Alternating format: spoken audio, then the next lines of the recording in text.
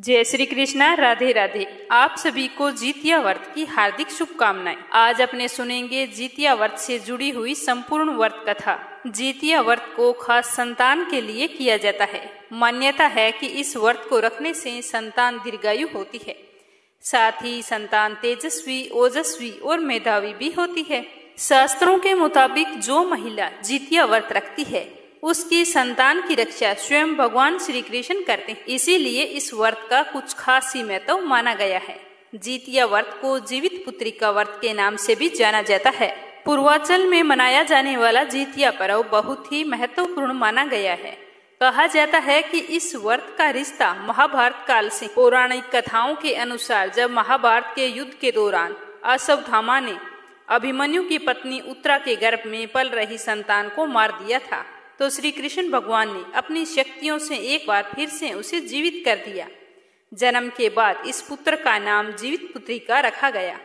माना जाता है कि इसी के बाद से जितिया यानी कि जीवित पुत्रिका व्रत रखने की परंपरा शुरू हुई थी। हर साल जीवित पुत्रिका व्रत अश्विनी माह के कृष्ण पक्ष की अष्टमी तिथि के दिन रखा जाता है। इस दिन पितर पक्ष की अष्टमी तिथि का श्राद्ध भी किया जाएगा। इस व्रत में भगवान श्री गणेश, माता पार्वती और शिव जी की पूजा की जाती है। वैसे तो इस व्रत की पूजा प्रदोष काल में की जाती है, लेकिन आप किसी कारणवश पहले करना चाहते हैं तो ध्यान रखें कि राहु काल का समय ना हो। जब भी आप पूजा करें तो श्रद्धा भाव से कथा अवश्य सुने, क्योंकि व्रत कथा सुने बिना हमारा कोई भी व्रत हो वो पूरा नहीं होता और ना ही हमें उसका पुण्य फल मिलता है। तो आइए आप सभी के मंगल जीवन की कामना करते हुए शुरू करते हैं जितिया व्रत कथा। शुरुआत करते हैं गणेश जी की कहानी से। बोलो गणेश भगवान की जय हो। एक बार गणेश जी महाराज एक सेठ जी के खेत में से जा रहे थे, तो उन्होंने 12 दाने अनाज के तोड़ लिए। अचानक फिर गणेश जी के मन में आया कि मैंने तो सेठ जी के यहाँ चोरी कर ली, और वो पछतावा करने लगे और सोचने लगे कि मुझसे यह पाप हो गया, अब मैं क्या करूं। तो सोचते सोचते गणेश जी ने कहा कि चलो मैं सेठ जी के 12 साल नौकरी पर रह जाता हूँ, मेरे पाप कम हो जाएंगे। यह सोचकर गणेश जी एक बालक का रूप धारण करके सेठ जी के घर चले गए और कहने लगे कि मुझे कोई काम पर रख लो। तो सेठ जी को जरूरत थी और उन्होंने काम पर रख लिया। एक दिन सेठानी जी राख से हाथ धो रही थी, तो गणेश जी ने सेठानी जी का हाथ पकड़कर मिट्टी से धुला दिया। सेठानी सेठ जी के पास गई और बोली कि ऐसा क्या नौकर रखा है, नौकर होकर मेरा हाथ पकड़ लिया। तो गणेश जी को बुलाकर सेठ जी ने कहा कि क्यों भाई, तूने ऐसा क्यों किया, सेठानी का हाथ क्यों पकड़ा तूने। तो गणेश जी ने कहा कि मैंने तो एक सीख की बात बताई है कि राख से हाथ धोने से घर की लक्ष्मी नाराज होकर चली जाती है और मिट्टी से हाथ धोए तो लक्ष्मी लौट कर आती है। तो सेठ जी ने कहा कि गणेश जी है तो सच्चा। ऐसा करते करते कई दिन बीत गए। थोड़े दिनों बाद कुंभ का मेला आया। सेठ जी ने कहा कि मुझे तो टाइम नहीं है, गणेश तू सेठानी को कुंभ के मेले में स्नान करवा के ले आओ।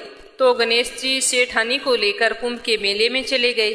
तो वहां जाकर सेठानी तो किनारे पर बैठकर थोड़ा थोड़ा पानी डालकर नहा रही थी। तो गणेश जी ने उसका हाथ पकड़ा और आगे ले जाकर डुबकी लगवाकर वापस ले आई। तो घर आकर सेठानी ने सेठ से कहा कि गणेश जी ने तो मेरी इज्जत नहीं रखी, इतने सारे लोग थे, उनके बीच में मुझे घसीट कर पानी में आगे ले गया। तो सेठ जी ने फिर गणेश जी को बुलाया, भाई तूने ऐसा क्यों किया। तो गणेश जी ने कहा कि सेठानी जी तो गंदे पानी से किनारे पर बैठकर नहा रही थी, तो मैं तो आगे ले जाकर अच्छे पानी में डुबकी लगवा कर लाया हूँ, इससे अगले जन्म में बहुत बड़े राजा और राजपाट मिलेंगे। तो सेठ जी ने सोचा कि गणेश जी है तो सच्चा। एक दिन सेठ जी के घर में पूजा पाठ हो रही थी, हवन हो रहा था। तो सेठ जी हवन पर बैठे थे और गणेश जी को कहा कि जाओ सेठानी को बुला कर लाओ। तो जैसे ही गणेश जी सेठानी को बुलाने अंदर गए तो सेठानी तो काली चुनरी ओढ़कर तैयार होकर गणेश जी के साथ चलने लगी। तो गणेश जी ने उस चुनरी को उतार कर फाड़ दिया और कहा कि लाल रंग की चुनरी ओढ़ के चलो। तो सेठानी नाराज होकर सो गई। उधर हवन पर बैठे हुए सेठ जी सेठानी का इंतजार कर रहे थे। काफी देर हो चुकी थी, सेठानी जी बाहर नहीं आए। तो सेठ जी उठकर स्वयं अंदर गए तो देखा तो सेठानी जी सो रही थी। तो सेठ जी ने कहा कि क्या बात है। तो सेठानी बोली कि आज तो गणेश जी ने हद ही कर दी, मेरी चुनरी फाड़ दी। तो सेठ जी ने गणेश जी को बुलाकर बहुत डांटा और कहा कि तुम बहुत बदमाशी करते हो। तो गणेश जी ने कहा कि पूजा पाठ में काले रंग का वस्त्र नहीं पहनते, इसीलिए मैंने तो सिर्फ लाल वस्त्र पहनने के लिए बोला था। काला वस्त्र पहनने से कोई भी शुभ काम सफल नहीं होता। तो फिर सेठ जी ने सोचा कि गणेश जी है तो समझदार। ऐसा करते करते कई दिन बीत गए। एक दिन सेठ जी के घर में गणेश पूजा थी, तो पंडित जी ने कहा कि वो तो गणेश जी की मूर्ति लाना तो भूल ही गए, अब क्या करेंगे। तो गणेश जी बोला कि मेरे को ही मूर्ति बनाकर विराजमान कर लो, आपकी पूजा सफल हो जाएगी, आपके सारे काम सफल हो जाएंगे। तो यह सुनकर सेठ जी को बहुत ही गुस्सा आया और वो बोले कि अब तक तो तुम सेठानी से मजाक करते थे, वो तो ठीक था, लेकिन अब तुम मुझसे भी करने लग गए। तो गणेश जी बोले कि मैं मजाक नहीं कर रहा हूँ, मैं तो सच कह रहा हूँ। ऐसा कहते ही गणेश जी ने अपना असली रूप धारण कर लिया। तो सेठ और सेठानी तो देखते ही रह गए। फिर उन्होंने गणेश जी की पूजा शुरू की। पूजा खत्म होते ही गणेश जी तो वहां से अंतर्ध्यान हो गई। अब और सेठ और सेठानी को बहुत ही अफसोस हो रहा था कि इतने सालों से हमारे पास गणेश जी रह रहे थे और हमें पता ही नहीं चला, अनजाने में हमने उनसे कितना काम करवाया। ऐसा सोचते सोचते सेठ जी तो बहुत ही दुखी हो गया। तो गणेश जी ने रात को सपने में आकर सेठ जी से कहा कि सेठ जी, आपके खेत से मैंने 12 साल पहले 12 अनाज के दाने तोड़ लिए थे। उसी का कर्ज उतारने के लिए मैंने आपके घर 12 सालों तक नौकरी की थी। आपको अफसोस करने की कोई जरूरत नहीं है। आज से तुम्हारे घर में कोई भी चीज की कमी नहीं रहेगी। इस प्रकार से गणेश जी के आशीर्वाद से सेठ और सेठानी पुत्रवान और धनवान हो गए। हे गणेश भगवान, जैसी कृपा आपने सेठ और सेठानी पर की वैसी सब पर करना। बोलो गणेश गजानन की जय हो। अब अपने सुनते हैं जितिया व्रत की पहली कथा, चील और सियार की। एक वन में सेमर के पेड़ पर एक चील रहती थी। पास ही की झाड़ी में एक सियारिन भी रहती थी। दोनों में खूब दोस्ती थी। दोनों आपस में खूब बतियाती थी। चील को जो कुछ भी खाने को मिलता उसे लेकर कुछ हिस्सा सियारिन को अवश्य देती। सियारिन भी चीलों का खूब ध्यान रखती थी। इसी तरह दोनों का जीवन आनंद से कट रहा था। एक बार वन के पास गांव में औरतें जितिया व्रत की पूजा की तैयारी कर रही थी। तो चील उन्हें बड़े ही ध्यान से देख रही थी। तो उसने अपनी प्यारी सखी सियारिन को भी ये बताया। तो यह सुनकर दोनों की इच्छा हुई कि चलो वहां पर जाकर देखते हैं कि वो महिलाएं क्या कर रही है। तो दोनों ये सोचकर वहां पर जाकर बैठ गई और ध्यान से देखती रही उन महिलाओं ने कैसे पूजा पाठ की और उसके बाद में व्रत कथा कही और सुनी। सारी पूजा पाठ को उन दोनों ने बड़ी ही गौर से श्रद्धा पूर्वक देखा और सुना। बाद में उन दोनों ने निश्चय किया कि हम भी यह व्रत करेंगी। तो यह निश्चय करके सियारिन और चील ने व्रत रख लिया। बड़ी निष्ठा और लगन से दोनों ने व्रत रखा। दिन भर भूखे प्यासे मंगल कामना करती हुई सारा दिन गुजार दिया। मगर रात होते ही सियारिन को तो भूख लग गई। जब उसे भूख बर्दाश्त नहीं हुई तो वह जंगल में जाकर मांस और हड्डी खाने लगी। जैसे ही वो हड्डी चबा रही थी तो कड़कड़ की आवाज हुई। तो चील ने पूछा कि सियारिन, यह कड़कड़ की आवाज कहाँ से आ रही है। तो सियारिन ने कहा कि बहन, मेरा तो भूख के मारे पेट गुड़गुड़ा रहा है, यह तो उसी की आवाज है। लेकिन चील को पता चल गया था। उसने सियारिन को खूब डांटा कि जब व्रत हो नहीं सकता था तो संकल्प क्यों लिया, और अगर व्रत का संकल्प ले लिया है तो एक रात में क्या बिगड़ जाता। तो चील की बात सुनकर सियारिन लज्जा गई और चील से माफी मांगने लगी। पर व्रत तो भंग हो चुका था, माफी मांगने का क्या फायदा। चील ने तो रात भर भूखे रहकर अपने व्रत को श्रद्धा पूर्वक पूरा किया और फिर वह पूरी श्रद्धा से हर वर्ष जितिया व्रत को करती थी। दूसरे जन्म में दोनों मनुष्य रूप में राजकुमारी बनकर एक ही घर में जन्म लिया। सियारिन तो बड़ी बहन बनी और चील उसकी छोटी बहन। समय के साथ दोनों बड़ी हो गई। तो सियारिन की शादी राजकुमार से हो गई और छोटी बहन जो चील थी उसकी शादी राज्य के मंत्री पुत्र से हो गई। समय बीतने पर दोनों राजा और मंत्री बने।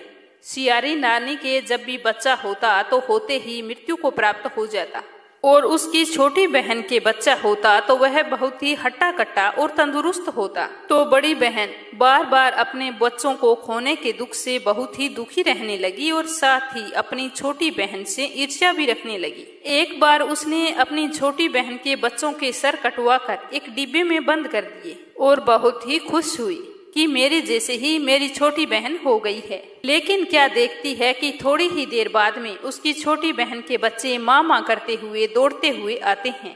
तो यह देखकर वो आश्चर्यचकित हो उठती है और जाकर जिस डब्बे में उनके सर काटकर बंद किया था उस डिब्बे को खोलकर देखती है तो आश्चर्यचकित हो उठती है, क्योंकि उस डिब्बों में बहन के बच्चों के सर नहीं बल्कि मिठाई पड़ी। तो उसने कई बार और प्रयत्न किए, बहन के बच्चों को मारने की कोशिश करती, कभी उसके पति को मारने की कोशिश करती, पर वो कभी भी सफल नहीं हुई। समय बीतता गया, वो इस तरह की कोशिश करते करते हार चुकी थी। तो एक दिन उसने देखा कि उसकी छोटी बहन सज धज कर पूजा की थाली लेकर कहीं जा रही थी। तो उसने पूछा कि तुम कहाँ जा रही हो? तो उसने बताया कि मेरा आज जितिया व्रत है। तो यह सुनकर उसकी बड़ी बहन बोली कि यह व्रत तुम क्यों रखती हो, इसके रखने से क्या फल मिलता है? तब वह बोली कि बहन, इस व्रत को करने से निसंतान को संतान की प्राप्ति होती है और जिनके संतान है उन्हें आरोग्य जीवन और लंबी उम्र का आशीर्वाद मिलता है।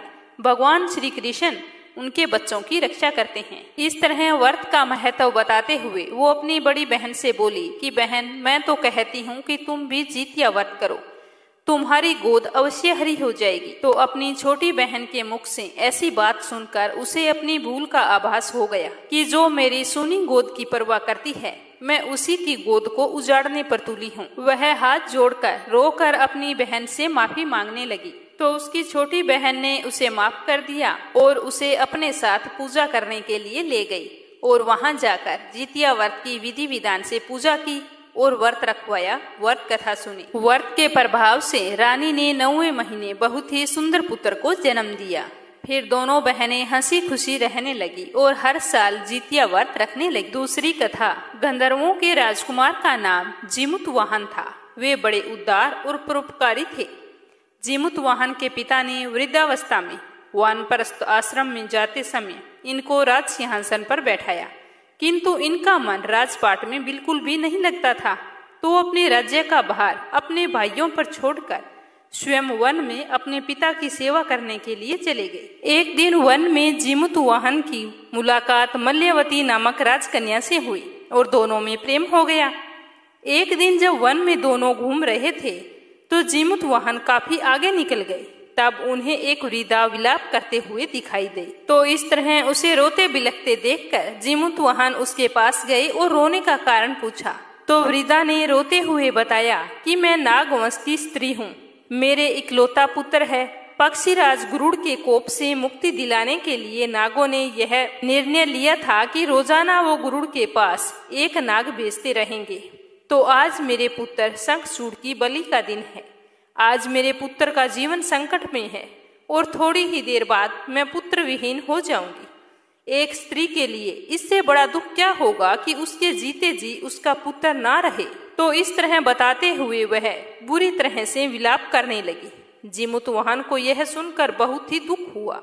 तो उसने उस वृद्धा को आश्वासन देते हुए कहा कि डरो मत, मैं तुम्हारे पुत्र के प्राणों की रक्षा अवश्य करूंगा। आज मैं उसके स्थान पर खुद को लाल कपड़े में ढककर वंद्यशिला पर लेट जाऊंगा ताकि गरुड़ मुझे खा जाए और तुम्हारा पुत्र बच जाए। इतना कहकर जीमूतवाहन ने शंखचूड़ के हाथ से लाल कपड़ा ले लिया और उसे स्वयं पर लपेटकर गरुड़ को बलि देने के लिए चुनी गई जो जगह थी वंद्यशिला, उस पर लेट गए। नियत समय पर गरुड़ बड़े ही वेग से वहां पर आए और लाल कपड़े में ढके हुए जीमूतवाहन को पंजे में दबोचकर पहाड़ की ओर चले गए और पहाड़ के शिखर पर जाकर बैठ गए। गरुड़ ने अपनी कठोर चोंच से उस पर प्रहार किया। जीमूतवाहन के शरीर से बड़ा सा मांस का हिस्सा नोच लिया। इसकी पीड़ा से जीमूतवाहन की आंखों से आंसू बह निकले और वो दर्द से कहराने लगे। अपने पंजे में जकड़े प्राणी की आंखों में आंसू और मुंह से कराह सुनकर गरुड़ बड़े ही आश्चर्य में पड़ गए, क्योंकि ऐसा पहले कभी नहीं हुआ था। तो उन्होंने जीमूतवाहन से उनका परिचय पूछा। तो जीमूतवाहन ने अपना सारा किस्सा कह सुनाया और साथ ही बताया कि एक स्त्री के पुत्र की रक्षा के लिए मैं अपने प्राणों की बलि देने के लिए आया हूँ। आप मुझे खाकर भूख शांत करें। तो यह सुनकर गरुड़ उनकी बहादुरी और दूसरे की प्राण रक्षा के लिए स्वयं का बलिदान देने की हिम्मत से बहुत ही प्रभावित हुए। उन्हें स्वयं पर पछतावा होने लगा और वो सोचने लगे कि एक मनुष्य है जो दूसरे के पुत्र की रक्षा के लिए स्वयं बलि दे रहे हैं, और एक मैं हूँ जो देवों के संरक्षण में हूँ किंतु दूसरों की संतान की बलि ले रहा हूँ। उन्होंने जीमूतवाहन को तुरंत मुक्त कर दिया और कहने लगे कि हे उत्तम मनुष्यों में, तुम्हारी भावना और त्याग से मैं बहुत ही प्रसन्न हूँ। मैंने तुम्हारे शरीर पर जो घाव किए हैं उन्हें तुरंत ठीक कर देता हूँ। तुम अपनी प्रसन्नता के लिए मुझसे कोई वरदान मांग सकते हो। तो गरुड़ की यह बात सुनकर राजा जीमूतवाहन ने कहा कि हे पक्षीराज, आप तो सर्वसमर्थ हैं। यदि आप प्रसन्न हैं और वरदान देना चाहते हैं तो आप सर्पों को अपना आहार बनाना छोड़ दें। आपने अब तक जितने भी प्राण लिए हैं उनको जीवन दान प्रदान करें। तो गरुड़ ने सबको जीवन दान दे दिया और नागों की बलि ना लेने का वरदान भी दिया। इस प्रकार जीमूतवाहन के साहस से नाग जाति की रक्षा हुई। गरुड़ ने कहा, तुम्हारी जैसी इच्छा वैसा ही होगा। हे राजा, जो स्त्री तुम्हारे इस बलिदान की कथा सुनेगी और विधिवत पूर्वक व्रत का पालन करेगी, उसकी संतान मृत्यु के मुख से भी निकल आएगी। तभी से पुत्र की रक्षा हेतु जीमूतवाहन की पूजा की प्रथा शुरू हो गई। यह कथा माना जाता है कि कैलाश पर्वत पर भगवान शंकर ने माता पार्वती को सुनाई थी। जीवित पुत्रिका के दिन भगवान श्री गणेश, माता पार्वती जी और शिव जी की पूजा ध्यान के बाद में व्रत कथा अवश्य सुननी चाहिए। अब अपने सुनेंगे तीसरी कथा। यह कथा महाभारत काल से जुड़ी हुई है। जब महाभारत का युद्ध हुआ था उसके बाद में अपने पिता की मृत्यु के बाद में अश्वत्थामा बहुत ही नाराज थे और उनके अंदर बदले की आग जल रही थी। बदला लेने के लिए अश्वत्थामा ने पांडवों के शिविर में घुसकर वहां पर 5 सोए हुए लोगों को पांडव समझकर मार दिया। लेकिन वे सभी द्रौपदी की 5 संतानें थी।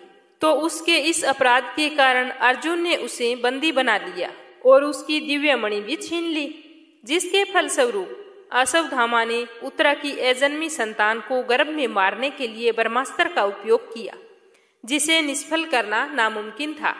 उत्तरा की संतान का जन्म लेना भी बहुत ही जरूरी था।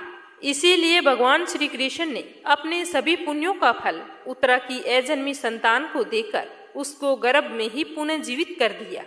गर्भ में मरकर जीवित होने के कारण उसका नाम जीवित पुत्रिका पड़ा और आगे जाकर यही राजा परीक्षित बना।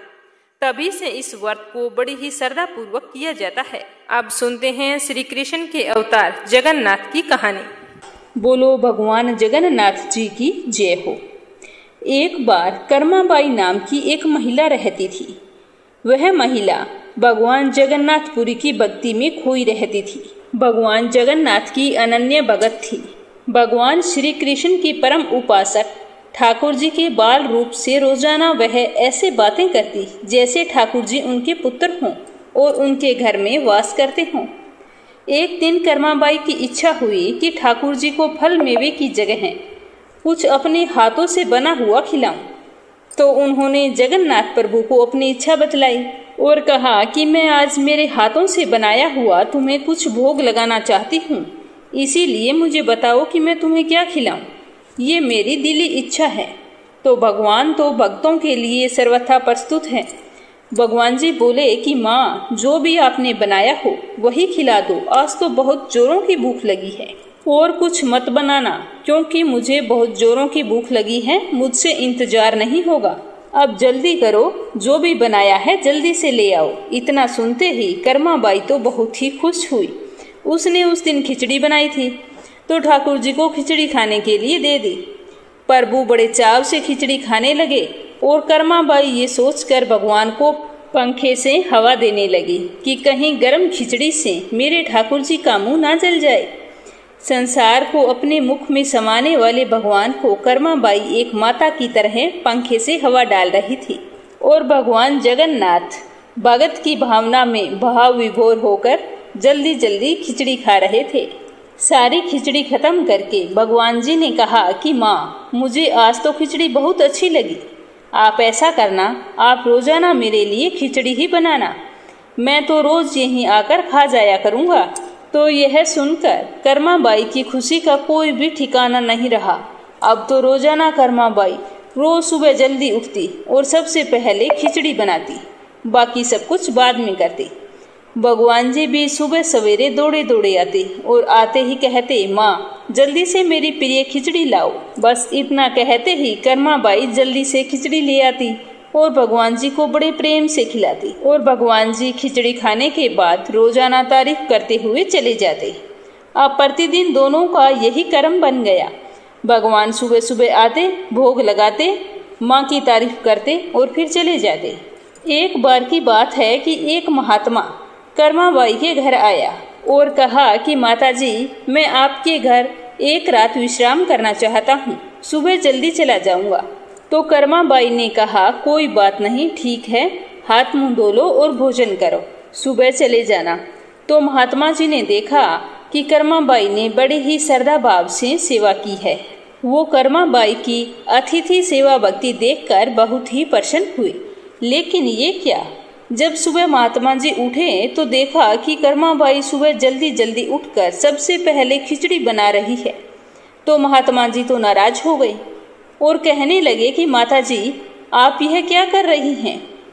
बिना नहाए धोए रसोई घर में घुस गई और भोजन बना रही है, ये सही नहीं है। एक महिला को बिना नहाए धोए रसोई में कभी भी प्रवेश नहीं करना चाहिए। आपको सबसे पहले नहा धोकर पूजा पाठ करनी चाहिए। लेकिन आपको तो अपने पेट की चिंता सता रही है, पूजा पाठ कब करें? तो कर्माबाई बोली कि क्या करूं महाराज, संसार जिस भगवान की पूजा अर्चना कर रहा होता है वही सुबह सुबह भूखे हो जाते होंगे। यही सोचकर मैं सब कुछ छोड़ छाड़ कर पहले उनके लिए खिचड़ी बनाती हूँ, ताकि वो खा पी कर पूजा अर्चना के लिए मंदिर में आराम से बैठ जाए। हे महाराज, मुझे तो भगवान के भूख की चिंता है, मुझे मेरे पेट की चिंता नहीं है। तो यह सुनकर महात्मा जी कर्माबाई को समझाने लगे कि माताजी, तुम भगवान को अशुद्ध कर रही हो। अब से ऐसा करना है कि सुबह पहले स्नान करना है और उसके बाद में रसोई की साफ सफाई करनी है, पूजा पाठ करनी है और उसके बाद में भगवान के लिए भोग तैयार करना है। इस तरह साधु महाराज कर्माबाई को समझाकर चले गए। तो कर्माबाई ने दूसरे दिन जैसा साधु महाराज ने कहा था वैसा ही किया। जैसे ही सुबह हुई, भगवान आए और बोले कि माँ, मैं आ गया हूँ, खिचड़ी लेकर आओ। तो कर्माबाई ने कहा कि प्रभु, एक बार रुको, मैं स्नान कर रही हूँ। थोड़ी देर बाद भगवान ने फिर से आवाज लगाई कि जल्दी करो माँ, मेरे मंदिर के पट खुल जाएंगे, मुझे जाना होगा। तो वह फिर बोले कि अभी एक बार रुक जाओ, मैं रसोई की सफाई कर रही हूँ। भगवान सोचने लगे कि आज माँ को क्या हो गया, ऐसा तो पहले कभी नहीं हुआ, लगता है आज तो भूखा ही जाना पड़ेगा। यही सोचकर खिचड़ी का इंतजार कर रहे थे। कर्माबाई ने पहले स्नान किया, उसके बाद रसोई की सफाई की, उसके बाद में खिचड़ी बनाई। खिचड़ी बनते ही भगवान को आवाज देकर खिचड़ी परोस दी। तब भगवान ने जल्दी जल्दी खिचड़ी खाई, परंतु आज की खिचड़ी में रोज वाले भाव का स्वाद नहीं आया था। फिर भी उन्होंने जल्दी जल्दी खिचड़ी खत्म की और बिना कुछ बोले जल्दी जल्दी में बिना पानी पिए ही मंदिर की ओर भाग चले। बाहर निकलते ही भगवान ने जब साधु महात्मा को देखा तो वो समझ गए कि अच्छा ये बात है। अब मेरे समझ में आई कि मेरी माँ ने आज खिचड़ी बनाने में इतनी देरी कैसे कर दी। पहले स्नान, रसोई घर की सफाई और पूजा पाठ की पट्टी इसी साधु महात्मा ने पढ़ाई है। ये सब कुछ सोचते हुए भगवान जी जल्दी से जाकर मंदिर में बैठ गए। पूजा पाठ का टाइम हो चुका था। ठाकुर जी के मंदिर के पुजारी ने जैसे ही मंदिर के पट खोले तो देखा कि भगवान के मुख पर तो खिचड़ी लगी थी। पुजारी जी बोले कि प्रभु जी, ये खिचड़ी आपके मुख पर कैसे लग गई? तो पुजारी की बात सुनकर भगवान ने कहा कि पुजारी जी, अब मैं आपसे क्या छुपाऊं? मैं रोजाना मेरी कर्माबाई के घर पर खिचड़ी खाकर आता हूँ। रोजाना तो जब मैं कर्माबाई के घर जाता था तो मुझे खिचड़ी बनी हुई तैयार मिलती थी, लेकिन आज मैं खिचड़ी खाने के लिए गया तो माँ ने कहा कि पहले मैं स्नान करूंगी, उसके बाद रसोई की सफाई करूंगी, पूजा पाठ करूंगी, उसके बाद में खिचड़ी बनाऊंगी। तो मेरी माँ ने इतने सारे काम करके उसके बाद में खिचड़ी बनाई और मैं वहाँ पर बैठा इंतजार कर रहा था। इसी वजह से मुझे देरी हो गई और मैंने जल्दी जल्दी खिचड़ी खाई और बिना मुंह धोए जल्दी से मंदिर में आ गया। आप मेरे लिए एक काम करो, उस गांव में जाओ, वो साधु महात्मा अभी तक वहीं पर रुका हुआ है, उसको समझाओ उसने मेरी माँ को ऐसी गलत पट्टी कैसे पढ़ाई है। कर्माबाई मेरी माँ है। एक माँ को अपने बच्चे को खाना खिलाने से पहले स्नान करने की कोई भी जरूरत नहीं होती। तो आप महात्मा को जाकर कहो कि आपने एक माँ को अपने बेटे के लिए ऐसी गलत पट्टी कैसे पढ़ाई। तो भगवान जी के कहे अनुसार पुजारी जी उस गांव में गए और जाकर महात्मा जी से सारी बातें कही कि भगवान तो भाव के भूखे हैं और ये कर्मा बाई ये तो भगवान जी की माँ है।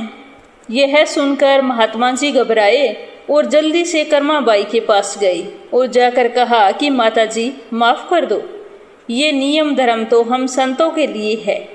आप तो जैसे पहले खिचड़ी बनाती थी वैसे ही बनाएं, आपके भाव से ही ठाकुर जी खिचड़ी खाते रहेंगे।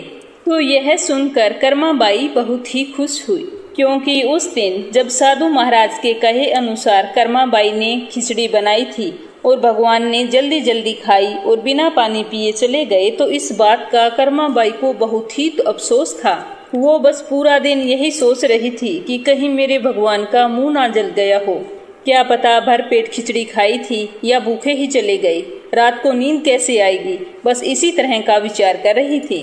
तो दूसरे दिन कर्मा बाई ने सुबह उठते ही सबसे पहले खिचड़ी बनाई और भगवान की प्रतीक्षा करने लगी। तभी भगवान जी आए और बोले कि माँ जल्दी से खिचड़ी लाओ, बहुत जोरों की भूख लगी है। तो कर्मा बाई ने हमेशा की तरह बड़े ही स्नेह पूर्वक भगवान जी को खिचड़ी परोसी और पंखे से हवा दी। तो भगवान को आज हमेशा की तरह खिचड़ी में वही स्वाद आ रहा था और बहुत ही खुशी हो रही थी। खिचड़ी खत्म करते ही भगवान जी ने कर्मा बाई से कहा कि माँ इस तरह ही रोजाना खिचड़ी बना लिया करो, कल तो आपने ना जाने क्यों देरी कर दी, मेरा तो पूरा पेट ही नहीं भरा, मैं सारा दिन भूखा बैठा रहा। मुझे आपकी बनाई ये खिचड़ी बहुत ही स्वादिष्ट लगती है। आप मेरी माँ हो, आपको पूजा पाठ करने की या स्नान करने की, रसोई साफ करने की क्या जरूरत है? क्या कभी एक बेटे को खाना खिलाने के लिए माँ को स्नान करना पड़ता है? ऐसा आगे से कभी मत करना। तो ये सुनकर कर्मा बाई की आंखों में खुशी के आंसू छलक आए और वो बोली कि बेटा मैं आगे से ऐसा कुछ भी नहीं करूँगी जिसकी वजह से तुम्हें भूखे ही भागना पड़े। तो इस तरह माँ बेटे का कर्म फिर से चलने लगा। चलते चलते सालों बीत गए। फिर एक दिन ऐसा आया कि कर्मा बाई के प्राण छूट गए। उस दिन पुजारी जी ने जैसे ही मंदिर के पट खोले तो देखा कि भगवान जी की आंखों में आंसू हैं और प्रभु रो रहे हैं।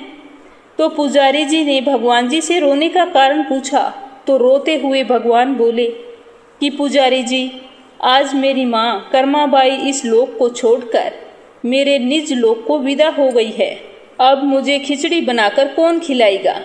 यह कहकर प्रभु जी तो रोने लगे। तो पुजारी जी ने कहा कि प्रभु जी आप चुप हो जाओ, आपको माँ की कमी महसूस नहीं होने देंगे। आज के बाद से मेरा ये वादा है आपसे कि आपको सबसे पहले खिचड़ी का ही भोग लगाया जाएगा। कहा जाता है कि तभी से लेकर आज तक श्री भगवान जगन्नाथ जी को सबसे पहला भोग खिचड़ी का ही लगाया जाता है। हे भगवान, कहानी कहने में या सुनने में कोई भूल चूक हो गई हो तो क्षमा करना और अपने भक्तों पर अपनी कृपा दृष्टि बनाए रखना। सुख सौभाग्य का और संतान की लंबी आयु का आशीर्वाद देना। जय श्री कृष्णा। राधे राधे।